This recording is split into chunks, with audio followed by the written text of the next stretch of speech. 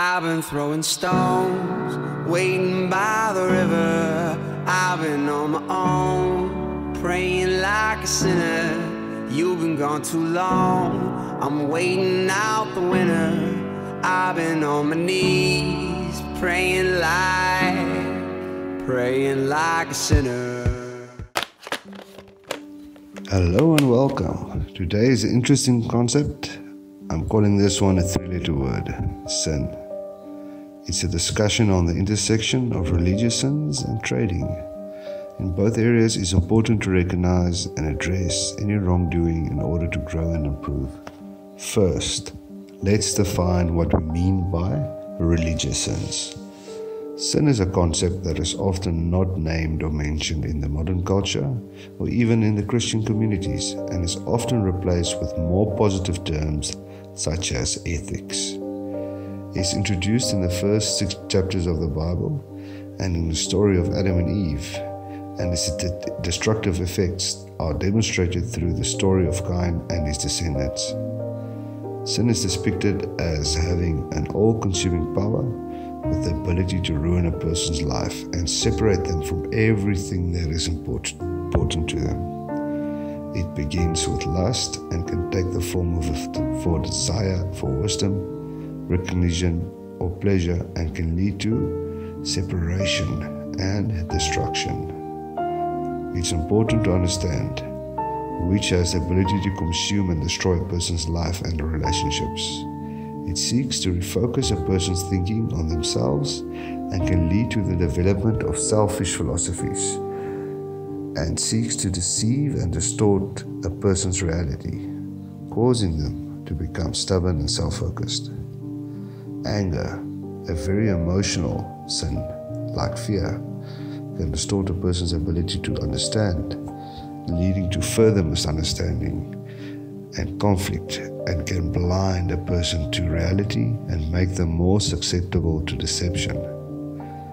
You then refuse responsibility and is deceived into believing that your actions will not have consequences. There are many different ways to define and classify sins, but here are a few common categories. Moral sins that we all know are things like murder, theft, fraud, dishonesty, and this is normal stuff by all society that we know.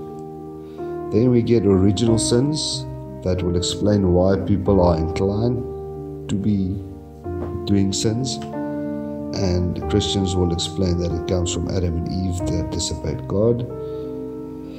Pride is seen as the root sin and is seen as the cause of many other sins. It's an excessive focus on one's own importance, status, or accomplishments.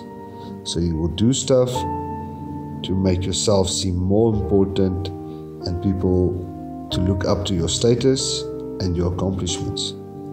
Lust is intense desire or craving that becomes an unhealthy focus.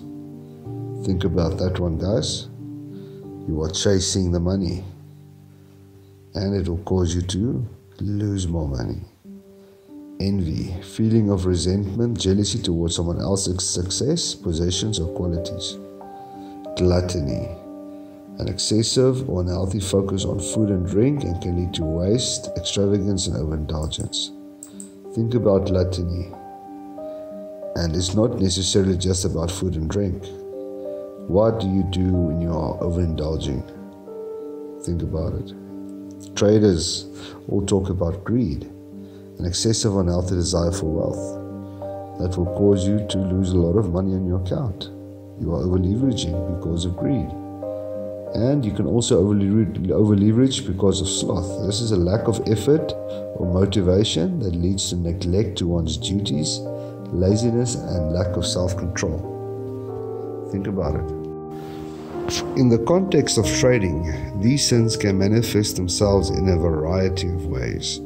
For example, greed may lead a trader to make impulsive or risky decisions in the pursuit of quick profits.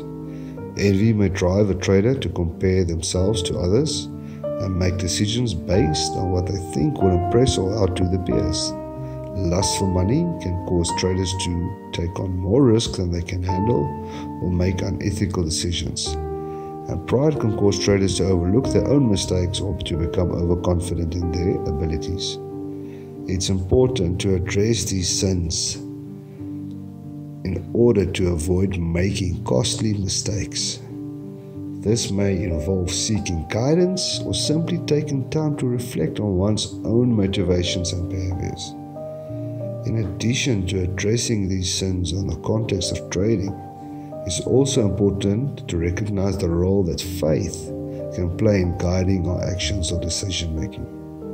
For example, the principles of honesty and integrity may be important values in both one's faith and in the world of trading. By being aware of the potential for religious sins to impact our trading and seeking guidance and accountability, we can create a more sustainable and successful trading plan. Use a written plan and a written or calculated approach to control these. Have a system in place that can easily eliminate the inherent sins of being human.